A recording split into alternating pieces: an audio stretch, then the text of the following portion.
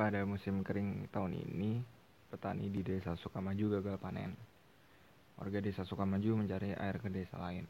Maka di bawah ini yang menggambarkan hubungan di antara kedua pernyataan ini. Nah, cara ngerjain soal kayak gini kalian tuh harus tahu korelasi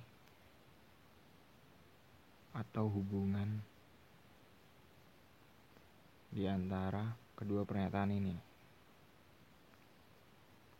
Ini tuh hubungannya apa sih? Apakah ini suatu penyebab dan akibat atau tidak? Nah, biasanya kan ada ciri-ciri penyebab atau akibat. Misal aku punya pernyataan kayak gini. Lututku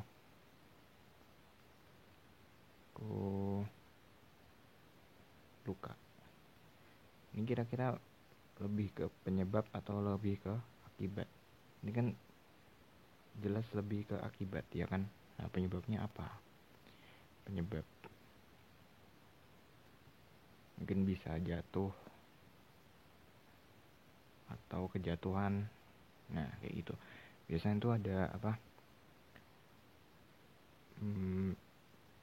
Tipe-tipe si penyebab itu sama si akibat itu. Jadi ada bedanya. Nah, kalau ada dua pernyataan kayak gini, kira-kira ini penyebab atau akibat? Ini kan jelas-jelas ini tuh akibat, ya kan? Dua-duanya itu merupakan akibat. Dia nggak ada penyebab. Tapi ada juga penyebab yang merupakan penyebab tapi juga akibat. Misalnya jalanan macet. Nah, jalan macet itu kan bisa mengakibatkan sesuatu,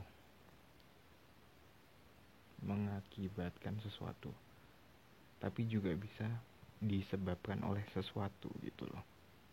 Jadi ini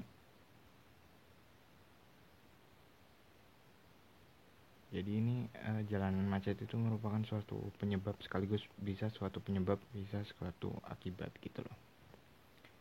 Udah ya, sampai situ dulu penjelasannya. Lanjut ke soal. Ini kan berarti lebih ke arah akibat, ya kan? Ada pernyataan itu bisa lebih ke arah penyebab atau lebih ke arah akibat. Berarti yang sebab akibat kita coret aja semuanya. A sampai C bisa kita hilangkan. Nah, tinggal D sama E. Kira-kira ini tuh penyebabnya itu saling berhubungan apa enggak? Ini kan cara ngerjain soal kayak gini tuh kalian harus tahu korelasinya atau hubungannya di antara kedua pernyataan itu. Ini kan bisa ada hubungan itu kekeringan.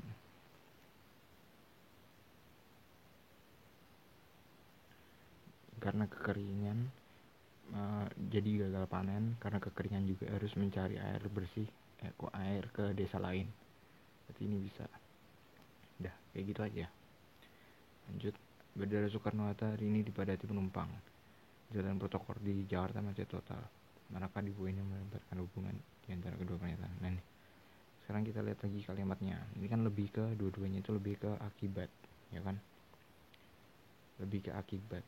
Lebih condong ke akibat. Ya kan? Kan tadi aku bilang kalau suatu kalimat itu bisa lebih ke condong ke akibat atau ke penyebab. Tadi udah dicontohin juga. Nah, ini berarti A sampai C bisa kita coret lagi. Nah, terus ini tuh ada korelasi nggak sih? Ini kan dua-duanya sama-sama akibat. Berarti itu ada hubungan nggak sih antara penyebabnya? Kalau kita lihat kan ini hubungannya lumayan jauh ya. Ini kan padatan di bandara, yang ini kemacetan di jalan. Berarti hubungannya itu semakin kecil, ya kan? Karena ini belum kayak udah beda banget gitu loh. Kayak misalnya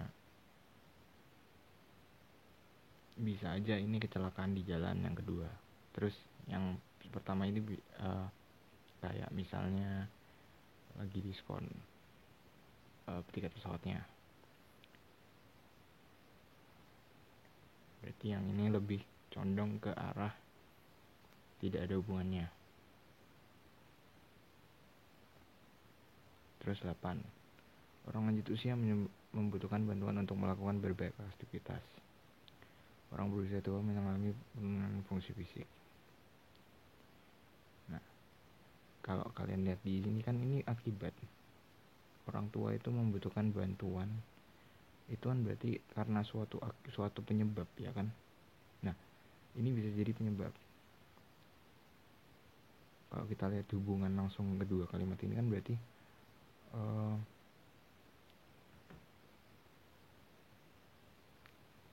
dua kalimat ini kan berarti sebab akibat, ya kan?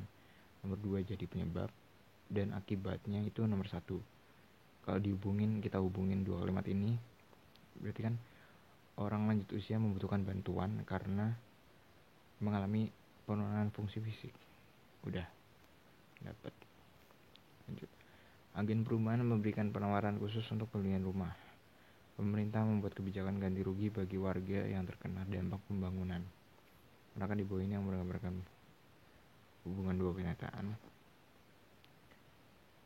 Nah, ini tuh beda kan. Ini kan kalian udah tahu ini itu akibat, ya kan? Kalau kalian baca, ini juga akibat dari suatu penyebab. Ya kan, ini karena suatu penyebab jadi agen perumahan itu memberikan penawaran khusus. Nah, yang kedua juga sama, karena suatu penyebab jadi pemerintah membuat bla bla bla gitu. Nah, berarti ini kan dua-duanya akibat. A sampai C bisa kita hilangin. Berarti tinggal D apa penyebab dari kedua akibat ini tuh kira-kira berhubungan gak sih?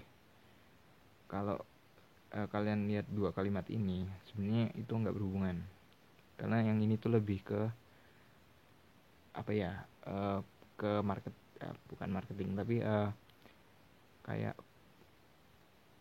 udah ekonomi banget gitu loh. Itu dia udah agen perumahan itu dia ngejual penawaran khusus, dia membuat penawaran khusus untuk beli rumah, tapi penyebabnya itu berbeda dengan pembuatan kebijakan ganti rugi. Ini lebih ke nomor 1 itu lebih ke udah ke jual beli banget gitu. Sedangkan nomor 2 itu kan dampak pembangunan. Yang nomor 1 itu nggak bisa kalau dari dampak pembangunan terus agen perusahaan memberikan penawaran khusus, itu nggak bisa, karena udah nggak ada korelasi antara dampak pembangunan dengan penawaran khusus, ya kan? Mungkin nomor 1 itu karena lagi persaingan pasar, itu bisa ya, tipe-tipe kayak gitulah, itu tipe persaingan perusahaan kayak gitu. Yang nomor 1 itu. Yang kedua itu dampak dari suatu bencana, ya, dampak pembangunan. Kalau nomor 1 itu akibat dari persaingan perdagangan gitu loh. Kan kalian kalau baca hayati nomor 1, kalau di hayati kan lebih ke arah persaingan perdagangan, ya kan, bukan ke arah bencana. Jadi yang ini. Terus yang nomor 10, beberapa penyakit ditularkan melalui virus lebih sulit diobati.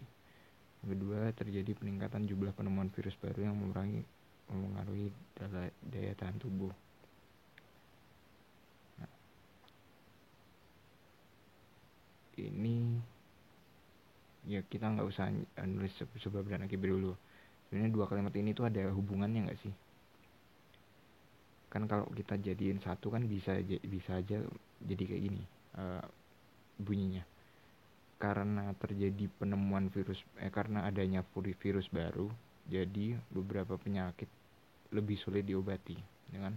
Berarti kita udah jelas yang ini tuh penyebab, terus yang ini tuh akibat. Kan karena ada karena adanya virus baru itu, jadi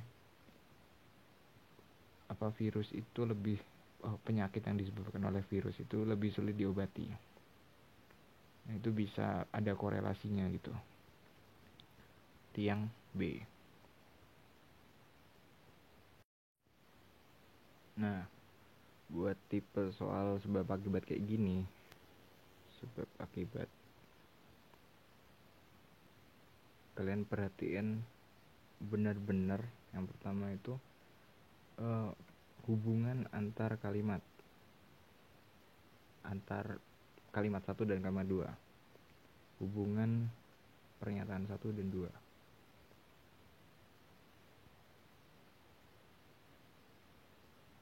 Terus yang kedua, kalian harus bisa ngerti, kalian baca sekali itu harus bisa ngerti dia itu lebih ke penyebab atau akibat. Jadi nanti itu lebih gampang gitu. Jadi kalian udah nggak usah mikir lagi, oh ini penyebab atau akibat ya. Nanti kalian baca ulang-ulang gitu. Nanti itu malah makan waktu. Jadi kalian itu harus sekali baca harus sudah tahu ini tuh lebih ke penyebab atau akibat. Itu mengenali penyebab dan akibat.